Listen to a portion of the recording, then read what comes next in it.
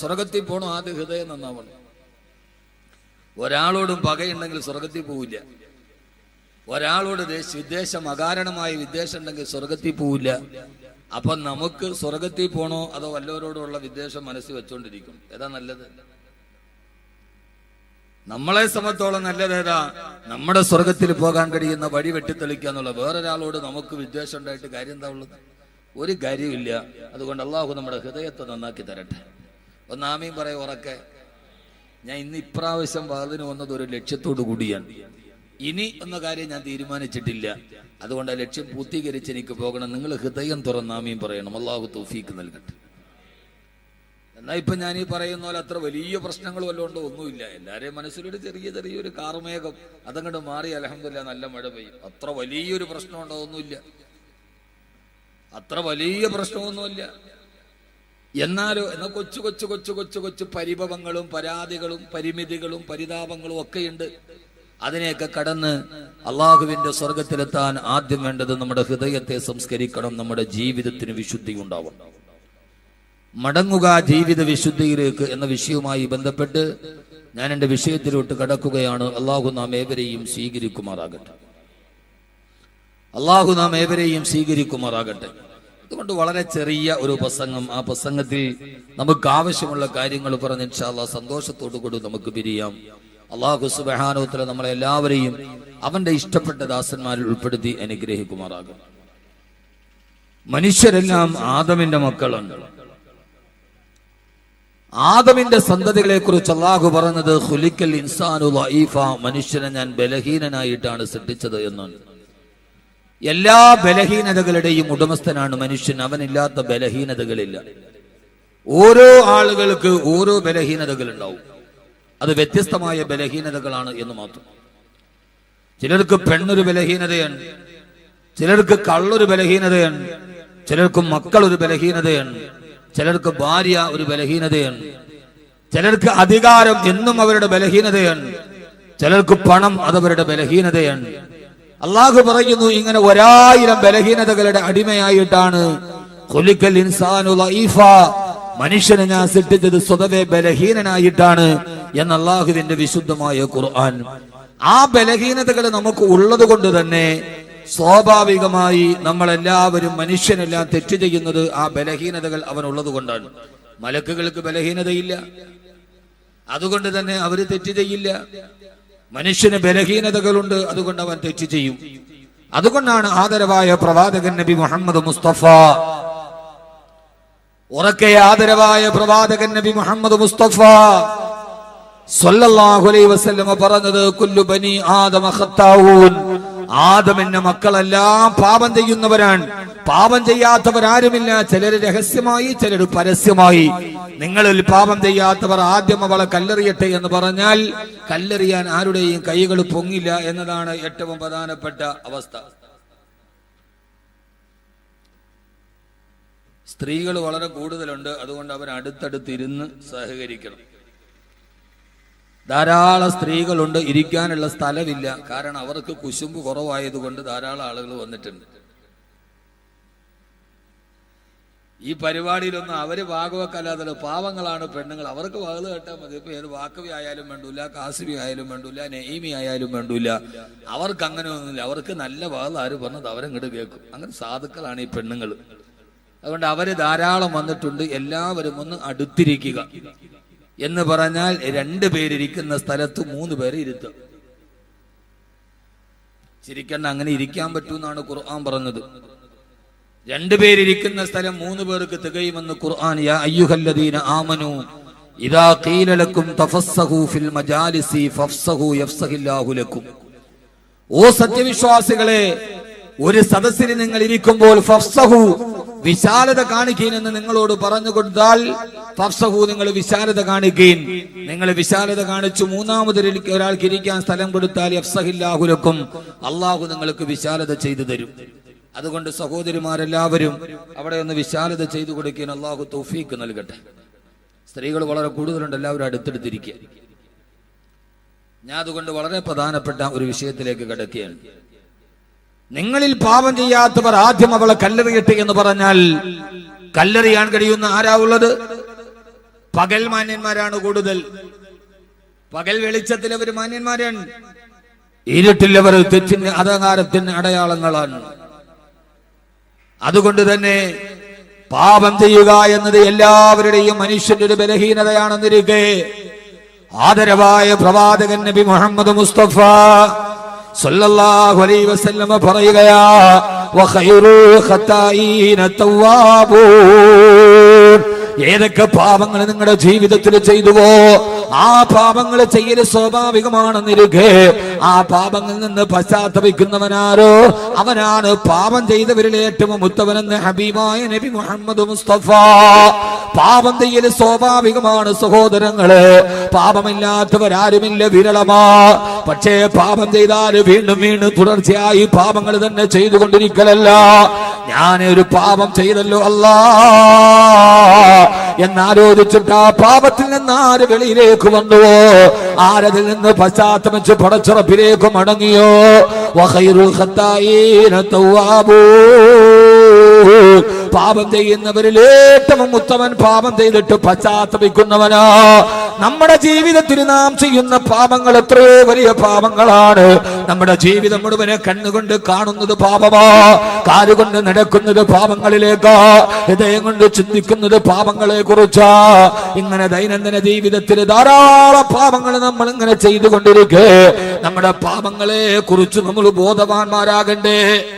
ആദ്യം നമ്മൾ ചെയ്യേണ്ടത്, ഞാൻ ഈ വിഷയത്തെ രണ്ടായി തിരിക്കുകയാണ്. ജീവിതത്തിൽ വിശുദ്ധി ഉണ്ടാകണമെങ്കിൽ ആദ്യം നാം ചെയ്യുന്ന പാപങ്ങളെ കുറിച്ച് നമുക്കൊരു ബോധമുണ്ടാവണം. ഞാൻ ഈ ചെയ്യുന്നത് പാപമാണ്, ഞാൻ ചെയ്യണ പാപമല്ല എന്നൊരാൾ ചിന്തിച്ചാൽ പിന്നെ പശ്ചാത്തപിക്കൂ. ഞാൻ ചെയ്യുന്നത് പാപമല്ല, ഞാൻ ഈ ചെയ്യുന്നത് നന്മയാണ് എന്നൊരാൾ വിചാരിച്ചാൽ പിന്നെ അവന് മാനസാന്തരം ഉണ്ടാവുമോ? ഉണ്ടാവൂല. അപ്പൊ ആദ്യം ഈ വിഷയത്തിന്റെ ആദ്യത്തെ പാട്ടെന്താ? പടച്ചോനെ, ഞാൻ ചെയ്യുന്നത് പാപമാണ് എന്ന ഒരു ബോധ്യം അവനവന് തന്നെ ഉണ്ടാവും. ഞാൻ ഈ ചെയ്യണത് ശരിയല്ല, ഞാൻ ഈ ചെയ്യുന്നത് അള്ളാഹുവിന് ഇഷ്ടമല്ല. അള്ളാഹുവിന് ഇഷ്ടമല്ലാത്തതൊന്നും നമ്മൾ ചെയ്യാൻ പാടില്ല. അള്ളാഹു നമ്മുടെ പാപങ്ങളെ കുറിച്ചുള്ള ബോധം നമുക്ക് തരട്ടെ. ആമീൻ പറയൂലല്ലോ നിങ്ങൾ. അള്ളാഹു നമ്മളെ പാപങ്ങളെ കുറിച്ചുള്ള ബോധം നമുക്ക് നൽകി അനുഗ്രഹിക്കട്ടെ. ഇവിടെ ഒരു വലിയ പ്രശ്നം, നമ്മുടെയൊക്കെ ചിന്ത എന്താണെന്നറിയോ? പാപം എന്ന് പറഞ്ഞാൽ വ്യഭിചരിക്കുക, കള്ളു കുടിക്കുക, പലിശ മേടിക്കുക, കൊല നടത്തുക, സിഹർ ചെയ്യുക, ഇതൊക്കെയാണ് പാപം, ബാക്കിയുള്ളതൊക്കെ നന്മയാണ് എന്ന് തെറ്റിദ്ധരിക്കുന്ന ലോകത്തിലെ മരമണ്ടന്മാരാണ്. ഇവിടെ ഞാനൊരു വിഷയത്തെ വേറെ രീതിയിൽ നിങ്ങളോട് നിങ്ങളുടെ മനസ്സറിഞ്ഞ്, നിങ്ങളുടെ പ്രശ്നത്തിന്റെ മനസ്സറിഞ്ഞ് ഞാൻ ഈ വിഷയത്തിലോട്ട് കടക്കാൻ, ഞാൻ ഈ ഒരു കാര്യം പറയുമ്പോൾ നിങ്ങൾ വേറെ ആരുമായിട്ട് എന്നെ കൂട്ടിയോജിപ്പിക്കാൻ പാടില്ല. അതാണ് വളരെ പ്രധാനപ്പെട്ട ഒരു വിഷയം. നമ്മൾ ആദ്യം ചിന്തിക്കുന്ന പാപം എന്ന് പറഞ്ഞാൽ എന്താ? വ്യഭിചരിക്കല് പാപം, ഞാൻ വ്യഭിചരിക്കാറില്ല. കള്ളു കുടിക്കല് പാപമാ, ഞാൻ കള്ളു കുടിക്കാറില്ല. പലിശ മേടിക്കുന്നത് പാപമാ, ഞാൻ പലിശ മേടിക്കാറില്ല. കൊല നടത്തുന്നത് കൊലപാതകം പാപമാ, ഞാൻ ഒരാളെയും കൊന്നിട്ടില്ല. അപ്പൊ ഞാനാരാ? നല്ലവൻ. എന്റെ സഹോദരങ്ങളെ, പാപമാണ് എന്ന് ഖുർആൻ പറഞ്ഞ ചില പാപങ്ങളുണ്ട്. ആ പാപങ്ങളൊന്നും നമ്മുടെ ജീവിതത്തിൽ നിന്ന് മാറിയിട്ടുണ്ടോ? നമ്മളൊരു ഉസ്താദെ, നിങ്ങൾ തൗബയുടെ കാര്യമൊന്നും പറയണ്ട, ഞാൻ പാപം ചെയ്തിട്ടില്ല. എന്നാൽ ഞാൻ നിങ്ങളോടൊരു കഥ പറഞ്ഞു തരാം. ഹബീബായ നബി മുഹമ്മദ് മുസ്തഫ സല്ലല്ലാഹു അലൈഹി വസല്ലമ വ്യഭിചാരം മാത്രമല്ല ഞാൻ പറയുന്നത്, പിന്നീട് പറയാം ഇൻഷാ അല്ലാഹ്. ഖുർആൻ പറഞ്ഞ ഈ ഒരു സ്വഭാവം നിങ്ങളുടെ ജീവിതത്തിൽ ഉണ്ടാവാൻ പാടില്ല എന്ന് ഖുർആൻ പറഞ്ഞൊരു സ്വഭാവമുണ്ട്. ആ സ്വഭാവത്തിന്റെ പേരിലാണ് ഒരു സഹാബി പൊട്ടിക്കരഞ്ഞത്. ആ സ്വഭാവം നിങ്ങളോട് ഞാൻ പകർന്നു തരികയാണ്. ആ സ്വഭാവം നമ്മുടെ ജീവിതത്തിൽ നിന്ന് മാറ്റിവെക്കണം. മാറ്റിവെക്കുവോ? ആ സ്വഭാവം ഞാൻ പറഞ്ഞുതരാം, നിങ്ങൾ മാറ്റുവോ? ഞാൻ വാള് പറഞ്ഞിട്ട് പോയാൽ പറയണ കാര്യം കൃത്യമായിട്ട് മനസ്സിലാക്കാൻ നിർബന്ധമാണ്. ആ സ്വഭാവം നിങ്ങൾ മാറ്റുവോ? എന്നാ പകുതി വിഷയങ്ങൾ തീരും. ഞാനത് പറയാം. ഇൻഷാ അല്ലാഹ് മാറ്റൂന്ന് ഉറപ്പുള്ളവരൊക്കെ ഒന്ന് കൈവെക്ക്. വേറെ ഒന്നുമില്ല, കാശൊന്നും തരണ്ട. മാറ്റൂന്ന് ഉറപ്പുള്ളവരൊക്കെ ഒന്ന് കൈവെക്ക്. ഇതൊന്നെ കൈവെക്ക്. പൊക്ക്, രണ്ട് കൈയും വെക്ക്. ഇത്ര മസ്താന കൈവെക്കാത്ത പൊക്ക. ആദ്യം ഞാനാ പൊക്കിയത്, എന്നിട്ടല്ലേ നിങ്ങളെ പൊക്കണം. ഒന്നും വിഷമിക്കണം. ആദ്യം പൊക്കിയതാരാ? ഞാനാണ്. അനിതാത്ത ആദരവായ പ്രവാചകൻ നബി മുഹമ്മദ് മുസ്തഫ സല്ലല്ലാഹു അലൈഹി വസല്ലമ മദീനത്തെ പള്ളിയിൽ അല്ലാഹുവിന്റെ പ്രവാചകൻ ഖുർആൻ പഠിപ്പിച്ചു കൊണ്ടിരിക്കവേ അള്ളാഹുവിന്റെ പ്രവാചകന്റെ ചാരത്തേക്ക് ഒരു സഹാബി ഓടി വന്നിട്ട് പറഞ്ഞു, നബിയേ ഹലക്തു യാ റസൂലല്ലാഹ്, ഹലക്തു യാ റസൂലല്ലാഹ്, അള്ളാഹുവിന്റെ തിരുഹൃദയ ഞാൻ നശിച്ചു പോയി നബിയേ. ഖുർആൻ പഠിപ്പിച്ചുകൊണ്ട് മദീനത്തെ പള്ളിയുടെ ചാരത്തിരിക്കുന്ന പ്രവാചകന്റെ മുമ്പിലേക്ക് ഓടി വന്നിട്ട് ഒരു സഹാബി പേടിയോടെ പറയാ, യാ റസൂലല്ലാഹ്, ഓ യാ ഹബീബല്ലാഹ്, നബിയേ ഞാൻ നശിച്ചു പോയി, നബിയേ ഞാൻ നശിച്ചു പോയി. ആരാ? മഹാനായ സാബിത്ത് ബിൻ ഖൈസ് റളിയല്ലാഹു തആല അൻഹു. സാബിത്ത് ബിൻ ഖൈസ് പ്രവാചക ചാരത്ത് വന്ന് കണ്ണിലൂടെ കണ്ണുനീര് തടം തള്ളിയാ തുടങ്ങി. ഹലക്തു യാ റസൂലല്ലാഹ്, ഞാൻ നശിച്ചു പോയി നബിയേ. എന്താ സാബിത്തെ പറയുന്നത്? നീ നശിച്ചു പോകുവാനോ? അല്ലാഹുവിന് ഇഷ്ടപ്പെട്ട അനുയായിയല്ല നീ? അല്ലാഹുവിന്റെ റസൂലിനോട് പറഞ്ഞു, യാ റസൂലല്ലാഹ്, ഖുർആൻ മോശമാണെന്ന് അല്ലാഹു ഖുർആനിലൂടെ പറഞ്ഞ ഒരു സ്വഭാവം എനിക്കുണ്ട് നബിയേ. ആ സ്വഭാവം മോശമാണെന്ന് ഖുർആൻ ശപിച്ച സ്വഭാവമാണ്. ആ സ്വഭാവം എനിക്കുണ്ട് നബിയേ. ഇന്നലെ അങ്ങേക്ക് ആയത്തിറങ്ങിയപ്പോ ആ ആയത്തിലൊരു ശപിക്കപ്പെട്ട സ്വഭാവത്തെ ഖുർആൻ പറഞ്ഞുവല്ലോ. ആ സ്വഭാവം എനിക്കുണ്ട് യാ റസൂലല്ലാഹ്, അതുകൊണ്ട് ഞാൻ നശിച്ചു നബിയേ. ബഹുമാനപ്പെട്ട സാബിത്ത് ബിൻ ഖൈസ് റളിയല്ലാഹു അൻഹു, അല്ലാഹു ഖുർആനിലൂടെ മോശമാണ് എന്ന് പറഞ്ഞ സ്വഭാവം ഏതാ? സാബിത്ത് ബിൻ ഖൈസ് വ്യഭിചരിച്ചിട്ടല്ല, സാബിത്ത് ബിൻ ഖൈസ് മദ്യപിച്ചിട്ടില്ല, സാബിത്ത് ബിൻ ഖൈസ് പലിശ വാങ്ങിച്ചിട്ടല്ല. ഏതാണ് സാബിത്ത്? ഈ ഹദ്ദാദ് നഗരന്റെ ശബ്ദം കേൾക്കാൻ എത്തിയവരോട് മനസ്സിന് തൊട്ടിട്ടാണ് ഞാൻ പറയുന്നത്. മഹാനായ സാബിത്ത് ബിൻ ഖൈസ് റളിയല്ലാഹു അൻഹു പറഞ്ഞു, അല്ലാഹുവിന്റെ ഖുർആൻ ഇന്നലെ അങ്ങ് ഓതി പറഞ്ഞപ്പോ ഒരു സ്വഭാവത്തെ പറഞ്ഞില്ലയോ? ലാ തഖ്സബന്നല്ലദീന യഫ്റഹൂന ബിമാ ആതൗ വയുഹിബ്ബൂന അൻ യുഹ്മദൂ ബിമാ ലം യഫഅലൂ. ഒരു വിഭാഗം ആളുകളുണ്ട്, അവരുടെ ജീവിതത്തിലെ ഏറ്റവും വലിയ സ്വഭാവം ഏതാ? വയുഹിബ്ബൂന അൻ യുഹ്മദൂ ബിമാ ലം യഫഅലൂ. ഇത് ഖുർആൻ പറഞ്ഞ സ്വഭാവമാണ്, ബാക്കിയുടെ വകയല്ല. തങ്ങൾ ചെയ്യാത്ത കാര്യങ്ങൾ മറ്റുള്ളവരെ കൊണ്ട് പറയിപ്പിച്ച് എല്ലാവരുടെയും മുമ്പിൽ തങ്ങളുടെ പേരുകൾ ഉയർത്തപ്പെട്ട് സ്തുതിക്കപ്പെടണമെന്ന് ചില ആളുകൾക്ക് ഹൃദയത്തിൽ സ്വഭാവമുണ്ട്. ആ സ്വഭാവം മോശമാണ് യാ റസൂലല്ലാഹ്. ലാ തഫറഹൂന ബിമാ തൗ വയുഹിബ്ബൂന അൻ യുഹ്മദൂ ബിമാ ലം യഫഅലൂ. അവരുടെ സ്വഭാവം വയുഹിബ്ബൂന, അവർക്ക് പെരുത്തിട്ടമാണ്. അയ്യുഹ്മദൂ, അവരെ കുറിച്ച് ലോകത്ത് മുഴുവന് പരിചയപ്പെടുത്തുക, അവരെ കുറിച്ച് ആളുകൾ പറഞ്ഞുകൊണ്ട് നടക്കുക. എന്തിനാണ് ഇവര് ചെയ്ത കാര്യമല്ല. ബിമാ ലം യഫഅലൂ, അവര് ചെയ്യാത്ത കാര്യങ്ങൾ പോലും പർവ്വതീകരിച്ച് മറ്റുള്ളവരെ കൊണ്ട് പറയിപ്പിച്ച് മറ്റൊരാളുടെ മുമ്പിൽ, ജനങ്ങളുടെ മുമ്പിൽ എപ്പോഴും വലുതാവാനുള്ള ആഗ്രഹം മനസ്സിലുണ്ടാവുക. ഇത് ഖുർആൻ നിരോധിച്ച സ്വഭാവമാണ്, ഇത് ഖുർആൻ നിഷേധിച്ച സ്വഭാവമാണ്, ഇത് ഖുർആൻ ശപിച്ചാണ്, ഇത് അല്ലാഹ് ഇഷ്ടപ്പെടാത്ത സ്വഭാവമാണ്, ഇത് അമലുകളെ നശിപ്പിക്കുന്ന അദ്ദേഹത്തിന്റെ സ്വഭാവമാണ്, ഇത് നരകത്തിന്റെ പ്രവേശനത്തിന്റെ കാരണമായ സ്വഭാവമാണ്. അങ്ങനെ ആർക്കെങ്കിലും ഒരു മനസ്സിൽ തോന്നിയാ ഞാൻ ചെയ്യാത്ത കാര്യങ്ങൾ പറഞ്ഞ് മറ്റുള്ളവരുടെ മുമ്പിൽ ഞാൻ എപ്പോഴും ലൈവായി പർവ്വതീകരിപ്പിച്ചപ്പെടുക നിൽക്കണമെന്ന് ആരെങ്കിലും ആഗ്രഹിച്ചാൽ അത് അല്ലാഹുവിന് ഇഷ്ടമല്ലെന്ന് ആയത്തിറങ്ങിയല്ലോ നബിയേ. സാബിത്ത് ബിൻ ഖൈസ് റളിയല്ലാഹു തആല അൻഹു പറയാ, നബിയേ മറ്റുള്ളവരെന്നെ കുറിച്ച് സ്തുതിക്കുന്നത് എനിക്കിഷ്ടമാണ് നബിയേ. ഹലക്തു യാ റസൂലല്ലാഹ്, ഞാൻ നശിച്ചു പോയി നബിയേ. ഇതോടെ എന്നെ അമലുകൾ നശിച്ചില്ലേ? മറ്റുള്ളവരുടെ മുമ്പിൽ വലിയവനാകാനാണ് ഞാൻ ഇതൊക്കെ ചെയ്തതെങ്കിൽ പിന്നെ ഞാൻ നശിച്ചു പോയില്ലേ? ഈ ആയത്തിറങ്ങിയപ്പോ മഹാനായ സാബിത്ത് ബിൻ ഖൈസ് റളിയല്ലാഹു തആല അൻഹു പൊട്ടിക്കരഞ്ഞുകൊണ്ട് ഹബീബായ നബിയുടെ ചാരത്ത് വന്നെങ്കിൽ ഞാൻ എന്റെ പ്രിയപ്പെട്ട സഹോദരങ്ങളോട് ഓർമ്മിപ്പിക്കുകയാ, ഇതേവരെ ഈ സ്വഭാവം മോശമാണെന്ന് നമ്മൾ ഗണിച്ചിട്ടുണ്ടോ? ഈ സ്വഭാവം ഖുർആൻ പാടില്ല എന്ന് പറഞ്ഞതാണ് നമ്മൾ ചിന്തിച്ചിട്ടുണ്ടോ? ഇങ്ങനെ എത്രയെത്ര ശുദ്ധിയില്ലാത്ത ഹൃദയമാണ് നമ്മുടെ ഹൃദയമെന്ന് ആലോചിക്കുമ്പോ മഹാനായ സാബിത്ത് ബിൻ ഖൈസ് റളിയല്ലാഹു അൻഹു പറയാ, മനുഷ്യരുടെ ഇടയിൽ ഏറ്റവും പരിഹാസ്യമാകുന്ന സ്വഭാവം ഈ സ്വഭാവമാ. പരിഹാസ്യമാകുന്ന സ്വഭാവം ഈ സ്വഭാവമാ. ഈ സ്വഭാവത്തിൽ നമ്മളൊരാൾ വലുതാവാറില്ല. പലപ്പോഴും ഈ വിനീതനായ ഞാനൊക്കെ വകുതിന് പോകുമ്പോ പല ആളുകളും എല്ലാം ചുറ്റിപ്പറ്റി കൂടിയിട്ട് അവസാനം പറയും, ഉസ്താദേ ഞാൻ ഇന്ന ആളാ, എന്റെ പേരൊന്ന് സദസ്സിൽ പറഞ്ഞേക്കണേ, അല്ലെങ്കിൽ എന്നെ കുറിച്ചൊന്ന് 4 വർത്തമാനം പറഞ്ഞേക്കണേ. അതോടുകൂടി അവനെ കുറിച്ച് എനിക്കുണ്ടായിരുന്ന എന്റെ മനസ്സിലുള്ള വലിപ്പം കുറയാകുകയല്ലേ. ഇവൻ മറ്റുള്ളവരുടെ മുമ്പിൽ സ്തുതിയാവാൻ ആഗ്രഹിക്കുന്ന ആളാ. പൊന്നുമോനെ, നമ്മുടെ പ്രവർത്തനങ്ങൾ കണ്ടിട്ട് മറ്റൊരാളാണ് പറയേണ്ടത്, അതവരെ ഇഷ്ടപ്പെട്ടിട്ടല്ല. എത്രയോ ആളുകൾ അങ്ങനെയൊക്കെ ലോകത്ത് ജീവിച്ചിരുന്നിട്ടുണ്ട്, അങ്ങനെയൊക്കെ ജീവിച്ചിരുന്നിട്ടുണ്ട്. ആദരവായ പ്രവാചകൻ നബി മുഹമ്മദ് മുസ്തഫ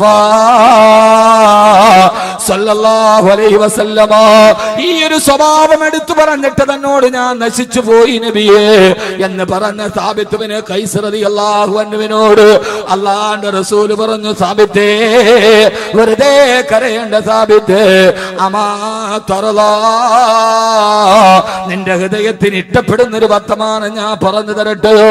എന്താണ് നബിയേ? സാബിത്തേ, അന്ത തഈശു ഹമീദാ വതമൂതു വഹീദാ വതദ്ഖുലുൽ ജന്നാ. സാബിത്തേ, ജീവിക്കുന്നിടത്തോളം കാലം എല്ലാവരും നിന്നെ സ്തുതിക്കും സാബിത്തേ. വതമൂതു ഷഹീദാ, നീ മരിക്കുമ്പോ രക്തസാക്ഷിയായി മരിക്കും സാബിത്തേ. വതദ്ഖുലുൽ ജന്നാ, അങ്ങനെ നീ അല്ലാഹുവിന്റെ സ്വർഗ്ഗത്തിലെത്തും സാബിത്തേ. ഞാൻ എന്റെ പ്രിയപ്പെട്ട സഹോദരങ്ങളോട് ഇത് ഓർമ്മിപ്പിക്കുന്നതെന്നറിയോ? വ്യഭിചരിക്കുന്നത് മാത്രമല്ല പാപമുള്ളത്, കള്ളു കൊടുക്കുന്നത് മാത്രമല്ല പാപമുള്ളത്, പലിശ മേടിക്കുന്നത് മാത്രമല്ല പാപമുള്ളത്. അല്ലാഹുവിന്റെ ഖുർആൻ വ്യക്തമായിട്ട് പാടില്ല എന്ന് പറഞ്ഞൊരു സ്വഭാവമാണ്. മറ്റുള്ളവരുടെ മുമ്പിൽ വലുതാകാൻ വേണ്ടി സ്വയം സ്തുതിപാഠകരെ തങ്ങൾ നിശ്ചയിക്കുകയും തങ്ങൾ ചെയ്യാത്ത കാര്യങ്ങളെ മറ്റൊരാളുടെ മുമ്പിൽ അവതരിപ്പിക്കാനുള്ള വ്യഗ്രതയുണ്ടാകുകയും ചെയ്തപ്പോ മഹത്തായ സഹാബാക്കളുടെ ചിന്ത എന്താണ്? നബിയേ, ഹലക്തു യാ റസൂലല്ലാഹ്, ഞാൻ നശിച്ചു നബിയേ. എപ്പോഴെങ്കിലും നമുക്ക് തോന്നാറുണ്ടോ, അല്ലാഹുവേ ഈ സ്വഭാവം എന്നെ മനസ്സിലുണ്ടെങ്കിൽ ഞാൻ നശിച്ചു എന്ന് നമുക്ക് സ്വയം തോന്നാത്തതെന്താ? നമുക്ക് സ്വയം തോന്നാത്തതെന്താ? ഈ ഒരു സ്വഭാവം പാപമാണ് എന്ന് അല്ലാഹുവിന്റെ വിശുദ്ധ ഖുർആൻ. ഇത് കബീർ വാക്കവിയുടെ വകയല്ല. ഖുർആൻ സൂറത്തുൻ നിസാ, ഖുർആൻ സൂറത്തു ആല ഇമ്രാൻ, സൂറത്തു ആല ഇമ്രാന്റെ അവസാന ഭാഗമാണ്. വയുഹിബ്ബൂന അൻ യുഹ്മദു ബിമാ ലം യഫ്അലു, അവർ ചെയ്യാത്ത കാര്യം ചെയ്തിട്ടാണേലും വേണ്ടൂല. ബിമാ ലം യഫ്അലു, അവർ ചെയ്യാത്ത കാര്യങ്ങൾ പറഞ്ഞ് മറ്റുള്ളവരുടെ മുമ്പിൽ വലുതാകാൻ ശ്രമിക്കുക. അങ്ങനെ ശ്രമിക്കുമ്പോൾ നമ്മൾ മറ്റുള്ളവരുടെ മുമ്പിൽ ചെറുതാവും. ഞാനൊക്കെ വാതിലുമ്പോൾ പറയണം, ഉസ്താദ് എന്റെ പേരൊന്ന് പറഞ്ഞേക്കണേ, സ്റ്റേജിലൊന്ന്. അപ്പോ അയാളെ കുറിച്ച് എന്റെ മനസ്സിലുണ്ടായിരുന്ന ചിത്രം ചെറുതാവുകയാണ്. ഇങ്ങനെ ഒരു മനുഷ്യനായി പോയല്ലോ ഇയാൾ. അയാളുടെ പെരുമാറ്റം കണ്ടിട്ട് ഞാൻ പറയണം, അയാൾ പറയാതെ പറയണം, ആ മനുഷ്യൻ എത്ര നല്ലവനാണ്, അയാളുടെ പെരുമാറ്റം, അയാളുടെ സ്വഭാവം. അള്ളാഹു നമുക്ക് ആ ബോധം നൽകി അനുഗ്രഹിക്കട്ടെ. അള്ളാഹു നമുക്ക് ആ ബോധം നൽകി അനുഗ്രഹിക്കട്ടെ. ആദരവായ പ്രവാചകൻ നബി മുഹമ്മദ് മുസ്തഫ, ഉറക്കെ, ആദരവായ പ്രവാചകൻ നബി മുഹമ്മദ് മുസ്തഫ സല്ലല്ലാഹു അലൈഹി വസല്ലമ, അല്ലാഹുവിന്റെ റസൂലിന്റെ സഹാബാക്കൾ ഇങ്ങനെ ചിന്തിച്ചവരായിരുന്നു. അങ്ങനെ നമുക്ക് ഖുർആനിലൂടെ ചിന്തിക്കാൻ കഴിയണം. അല്ലാഹുവേ, ഈ സ്വഭാവം എനിക്കൊക്കെ ഉണ്ടല്ലോ, ഈ സ്വഭാവമൊക്കെ എനിക്കൊന്ന് മാറ്റണം. ഈ സ്വഭാവം എനിക്കൊന്ന് മാറ്റാം. നമ്മൾ ചിന്തിക്കും, നമ്മൾ ചില ആളുകൾ പറയും, എന്റെ സ്വഭാവം അതാ, ഇനിയിപ്പോ മാറ്റാൻ നോക്കിയാലൊന്നും മുഅ്മിനിന്റെ സ്വഭാവമല്ല, അത് ഈമാനുള്ളവല്ല എന്ന് വിചാരിക്കരുത്. ആ പറയൽ ഈമാനിന്റെ ലക്ഷണമല്ല. മാറ്റണം. മാറ്റാൻ പറ്റാത്ത സ്വഭാവങ്ങൾ അതാ ഉള്ളത്. അള്ളാഹു നമ്മുടെ തെറ്റുകളെ കുറിച്ചുള്ള ബോധം നമുക്ക് നൽകി അനുഗ്രഹിക്കട്ടെ. ആമീൻ പറ മനുഷ്യന്മാരെ. അള്ളാഹു നമുക്ക് തെറ്റുകളെ കുറിച്ചുള്ള ബോധം നൽകി. ആദ്യം അതുകൊണ്ടാണ് ഞാൻ പറയുന്നത്, ഞാൻ ചെയ്തത് തെറ്റാണ് എന്ന ഒരു ബോധം ആദ്യം ഉണ്ടാവുക. ഇത് തെറ്റാണ്, ഇത് ഖുർആൻ പറയുന്ന സ്വഭാവമാണ് എന്ന് നമുക്ക് തോന്നിയപ്പോൾ നമ്മൾ അതിൽ നിന്ന് മാറൂലേ? അള്ളാഹു നമുക്ക് അതിൽ നിന്ന് മാറി നിൽക്കാൻ തൗഫീഖ് നൽകട്ടെ. നമ്മളത് ആഗ്രഹിച്ചില്ല എന്നാൽ മറ്റുള്ളവരത് പറയുന്നു. അൽഹംദുലില്ലാ, അൽഹംദുലില്ലാ.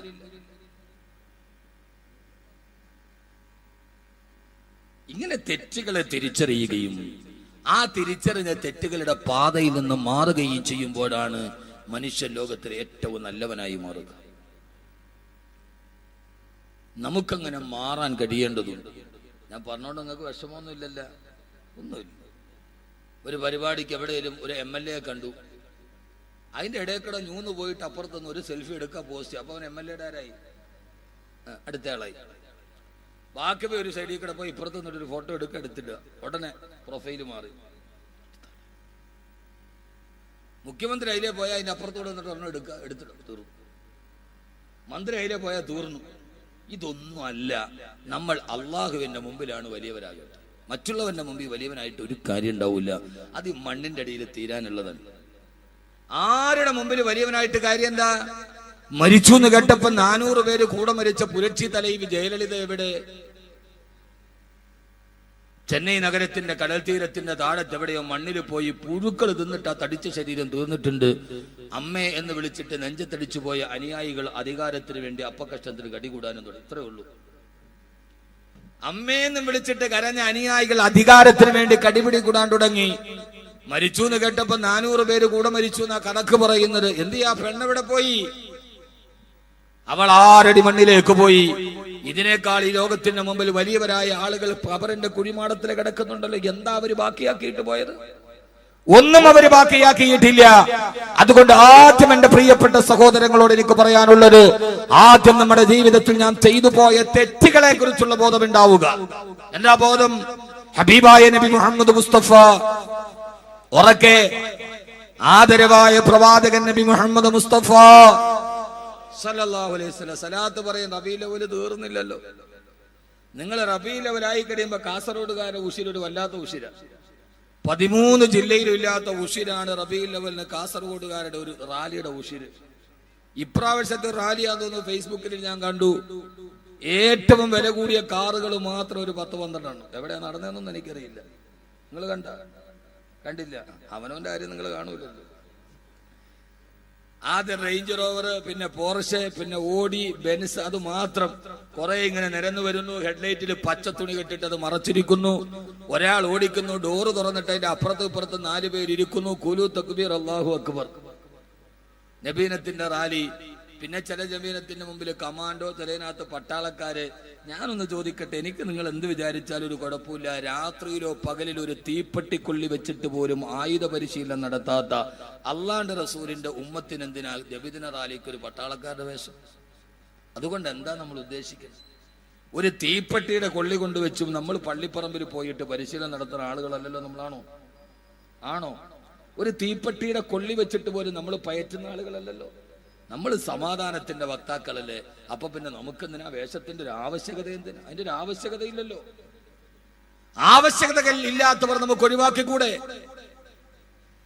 ആവേശം നല്ലതാണ്, പക്ഷെ അത് അതിര് കിടക്കുമ്പോൾ, അമിതാവേശമായി വരുമ്പോൾ വരുന്ന ആപത്തുകൾ തടയാൻ ചിലപ്പോൾ സമൂഹത്തിന് കഴിയുന്നില്ല എന്നത് വളരെ ദുഃഖകരമായ ഒരു വസ്തുതയാണ്. എന്റെ പ്രിയപ്പെട്ട ചെറുപ്പക്കാർ, ഇതൊന്നുമല്ല അള്ളാഹുവിന്റെ പ്രവാചകൻ സല്ലല്ലാഹു അലൈഹി വസല്ലമയോടുള്ള ഹുബ്ബേദാ ഹബീബായ നബി മുഹമ്മദ് മുസ്തഫ. ഇവിടെ ആദരവായ പ്രവാചകൻ നബി മുഹമ്മദ് മുസ്തഫ പ്രവാചകൻ കിടന്നിറങ്ങുന്ന മദീന നഗരിയിലേക്ക് പോകുമ്പോൾ മദീനത്തുൻ നബവി, അള്ളാഹു മരിക്കുന്നതിന് മുമ്പ് എത്താൻ അള്ളാഹു തൗഫീഖ് നൽകി അനുഗ്രഹിക്കുമാറാകട്ടെ. മഹാനായ റസൂലുള്ളാഹി സ്വല്ലല്ലാഹു അലൈഹി വസല്ലമയുടെ പച്ചക്കുപ്പയുടെ കീഴിൽ അന്തിയിറങ്ങുന്ന നേതാവിന്റെ ചാരത്ത് കിടക്കുമ്പോ ആ മദീന നബവിയുടെ മറുഭാഗത്ത് വിശാലമായ മദീന യൂണിവേഴ്സിറ്റിക്കപ്പുറത്ത് വളരെ വിശാലമായ ഒരു മരുഭൂമിയുടെ ഭാഗമുണ്ട്. നിങ്ങൾ എങ്ങാനും ഇവിടെ ചെന്നാൽ ആ മരുഭൂമിയിൽ പോയി ചെറുപ്പക്കാരാ കുറച്ചു നേരം ഒന്ന് നിന്നു നോക്കണം. ലോക ചരിത്രത്തിന് അവിസ്മരണീയമായ ചരിത്രത്തിന് സാക്ഷ്യം വഹിച്ച മണൽപ്പരപ്പാണത്. മദീനത്ത് പള്ളിയുടെ മദീന യൂണിവേഴ്സിറ്റിയുടെ മറുഭാഗത്ത് ഞാൻ ഇപ്രാവശ്യം എന്റെ കൂടെ ഹജ്ജിന് വന്ന ആളുകളോട് ആ സ്ഥലം കാണിച്ചു കൊടുത്തിട്ട് അവിടെ വെച്ചിട്ട് ആ നടന്ന ചരിത്രം പറഞ്ഞു കൊടുത്തു. എന്റെ പ്രിയപ്പെട്ട കാസർഗോഡ് ചെറുപ്പക്കാരാ, എപ്പോഴെങ്കിലും മദീനയിൽ പോകാൻ അവസരം ലഭിച്ചാൽ അള്ളാഹു നമുക്ക് മദീനയിൽ പോകാൻ അവസരം നൽകുമാറാകട്ടെ. മരിക്കുന്നതിന് മുമ്പ് മദീനയിലെത്താ മദീന റൗളയുടെ ചാരത്ത് ചെന്ന് അസ്സലാത്തു വസ്സലാമു അലൈക യാ റസൂലല്ലാഹ്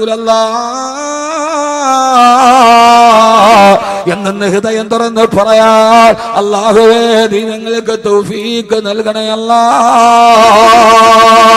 ആ മദീനയുടെ മദീന യൂണിവേഴ്സിറ്റിയുടെ മറുഭാഗത്ത് നിരന്ന് കിടക്കുന്ന മരുപ്പറമ്പിലൊരു ചരിത്രം നടന്നിട്ടുണ്ട്. ആ ചരിത്രം ഏതെന്നറിയോ? അവിടെയാണ് ഹബീബായ നബി തങ്ങൾ മദീനത്തെ പള്ളിയുടെ ഓരത്തിരിക്കുമ്പോ ഒരു ചെറുപ്പക്കാരൻ പാഞ്ഞു വന്നത് ഭ്രാന്തനെ പോലെ മുടിയിടകൾ മുഴുവനും പറത്തിയിട്ട് ആ മുടിയിൽ പിടിച്ചു വലിച്ചിട്ട് പ്രവാചകന്റെ അടുക്കലേക്ക് വന്നു. യാ റസൂലല്ലാഹ്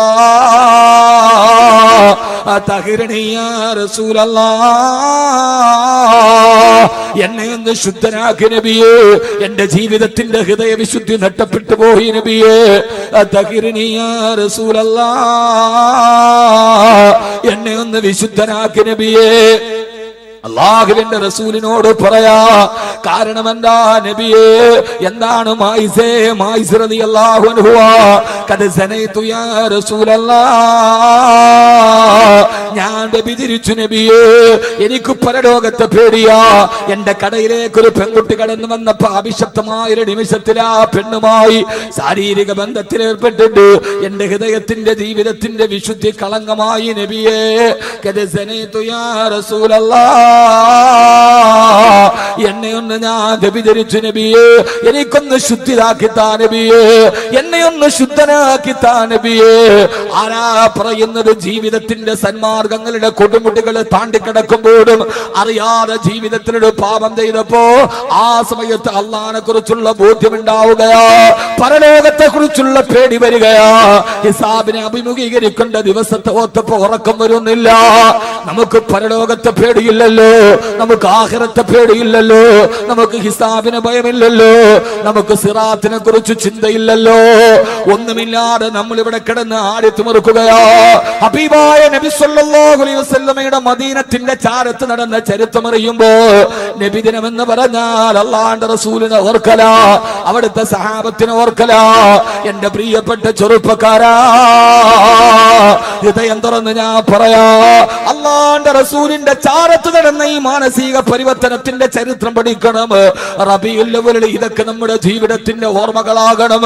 അല്ലാതെ നബിദിനത്തിന്റെ ആഘോഷം എന്ന് പറഞ്ഞാൽ അത് പച്ചക്കൊടിയും പിടിച്ചിട്ട് ലൈറ്റുകളുടെ മുമ്പിൽ പച്ചട്ടം പോലെ വെച്ചത് മറിച്ചു മാറ്റി കാതടപ്പിക്കുന്ന സംഗീതങ്ങളുമായി റോഡ് ബ്ലോക്കാക്കിയിട്ട് നബിദിനാഘോഷം നടക്കലല്ല.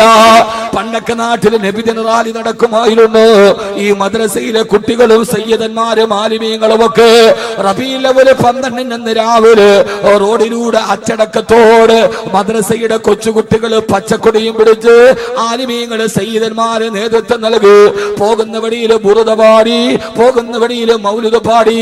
ഇന്ന ബൈതന അൻഹു ലൈസ മുഹ്താജന ഇലാ സുറൂർ എന്ന് പോയ അല്ലാഹുവിന്റെ റസൂലിന്റെ ജന്മദിനം ആഘോഷിക്കുന്ന പതിവുകളിൽ നിന്ന് അടിച്ചുപൊളിയുടെയും ആഘോഷത്തിന്റെയും ശേഷം തലമുറ വൈകുന്നേരമാകുമ്പോ അല്ലാഹുവിന്റെ റസൂലിന്റെ കാതടപ്പണ സംഗീതവുമായി വണ്ടികളുടെ മുകളിൽ പച്ചക്കൊടിയും കിട്ട് ഇതേവരെ നിസ്കാരമില്ല, നോമ്പില്ല, സക്കാത്തില്ല, ഹജ്ജില്ല. ആണ്ടറുതിയുടെ ഒരു ദിവസം മാത്രം സമൂഹത്തിന്റെ ആഘോഷങ്ങളെ തെറ്റിദ്ധരിപ്പിക്കുന്ന വികരമാക്കി മാറ്റുന്ന ഇപ്രാവശ്യത്തെ നബിദിനാഘോഷത്തിന്റെ ഒരു പോസ്റ്റ് ഫേസ്ബുക്കിൽ കണ്ടു. വലിയൊരു ലോറി നിറച്ചിട്ട് പച്ചത്തുണി കൊണ്ട് അലങ്കരിച്ചിരിക്കുകയാ. അതിന്റെ 4 പാടിൽ ലാ ഇലാഹ ഇല്ലല്ലാഹ് മുഹമ്മദ് റസൂലുള്ളാഹ് എഴുതിയിട്ടുണ്ട്. കുറെ ഫ്രീക്കന്മാരായ ചെറുപ്പക്കാര് തലമുടി ഇങ്ങനെ ഫ്രീക്കായി വെട്ടി അവര് പച്ചക്കൊടി പിടിച്ചിട്ട് കുലു തക്ബീർ വിളിക്കുകയാ. സുബ്ഹാനല്ലാഹ്, ഒരു ചെറുപ്പക്കാരൻ കാലെടുത്ത് ചവിട്ടിയിരിക്കുന്നത് ലാ ഇലാഹ ഇല്ലല്ലാഹ് മുഹമ്മദ് റസൂലുള്ളാഹ് എഴുതിയിരിക്കുന്ന ബാനറിന്റെ മുകളിൽ കാല് ചവിട്ടിയിട്ട് അവൻ തക്ബീർ വിളിക്കുകയാ. എന്റെ പ്രിയപ്പെട്ട പൊന്നുമോനെ, ഞാനൊന്ന് ചിന്തിക്കട്ടെ, ഇന്നേവരെ ഹൃദയത്തിന്റെ ചിന്തകളും വികാരങ്ങളും മാറ്റാത്തത് എങ്ങനെയാ? എങ്ങനെയാടാ യുവാവേ നിനക്ക് ആ സമയത്ത് ഇങ്ങനെ ആഘോഷത്തിൽ അടിച്ചു തീർക്കാൻ കഴിയാ? ആ സമയത്ത് നിന്റെ സഹോദരങ്ങളും മാനത്തിന് വേണ്ടി കേടുകയല്ലേ? എങ്ങനെയാ നിനക്ക് ഇങ്ങനെ ആഘോഷിക്കാൻ കഴിയാ? അതേ സമയത്ത് നീ നോക്കുമ്പോ ബശാറുൽ അസദ് എന്ന ഏകാധിപതിയായ സർവാധിപതിയായ സ്വേച്ഛാധിപതിയായ വംശാധിപതിയായ ആ രാജാവിന്റെ പട്ടാളക്കാര് സിറിയയിലെ അവര് ചോദിച്ചു, എന്തെന്നറിയോ?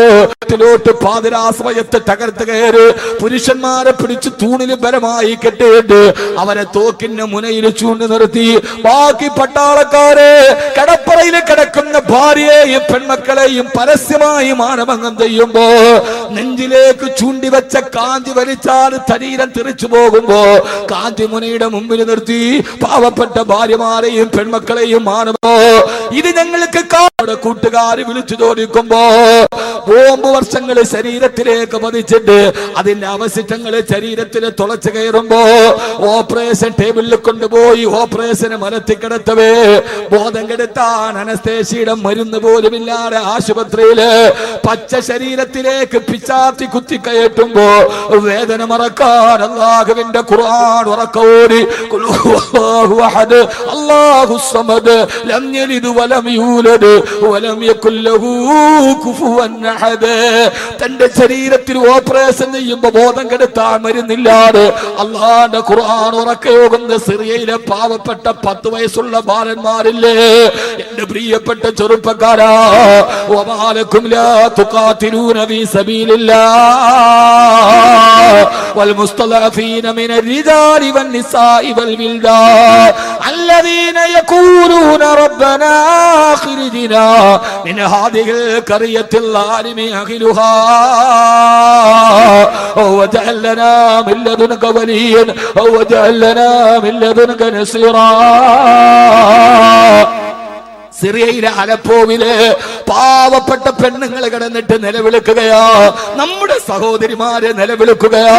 നമ്മളിവിടെ ആഘോഷത്തിന്റെ തിമിർപ്പ് നടക്കുമ്പോ പട്ടാളക്കാരാൽ ക്രൂരമായി മാനഭംഗം ചെയ്യപ്പെട്ട് കയ്യും കാലും വെട്ടിയെറിയപ്പെട്ട് കുടിൽ നിന്ന് വലിച്ചെറിയപ്പെടുന്ന സിറിയയിലെ പെങ്ങന്മാര് വിളിച്ചു തോടിക്കുന്നുണ്ട്,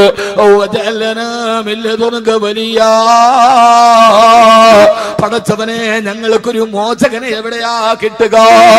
ഓക്സാൻ സൂചി എന്ന് പറയുന്ന നോബൽ സമ്മാന ജേതാവ് ഭരിക്കുന്ന ബർമയിൽ തീപ്പെട്ടിക്കൊള്ളികളെ പോലെ തീക്കുണ്ടാരം കെട്ടിയുണ്ടാക്കിയിട്ടതിന്റെ മുകളിലൂടെ മരത്തിൽ കിടത്തിയിട്ട് പച്ചക്ക് തീ കൊളുത്തി പച്ചമാംസം വെന്തിരിയുന്ന റോഹിംഗ്യയിലെ പാവപ്പെട്ട കൊച്ചു കുഞ്ഞുങ്ങൾ വിളിച്ചു ചോദിക്കുകയാ,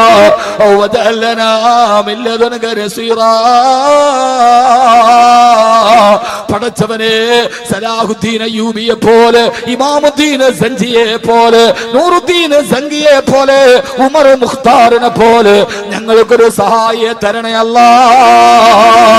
ഈ നിലവിളി കേട്ടപ്പോ GCCയിലെ ഖത്തർ എന്ന് പറയുന്ന അറേബ്യൻ രാഷ്ട്രത്തിന്റെ അധികാരത്തിന്റെ പ്രിയപ്പെട്ട ഖലീഫ ഖത്തറിന്റെ ദേശീയ ആഘോഷത്തിൽ ഇന്ന് ആഘോഷം വേണ്ട എന്ന് പ്രഖ്യാപിക്കുമ്പോ GCC രാജ്യത്തിൽ പ്രമുഖമായ ഖത്തറിന്റെ ഖലീഫ ശൈഖ് ഖലീഫ അദ്ദേഹം ദേശീയ ആഘോഷത്തിന്റെ നിറപ്പകറ്റുകൾ വേണ്ടെന്ന് വെക്കുകയാ.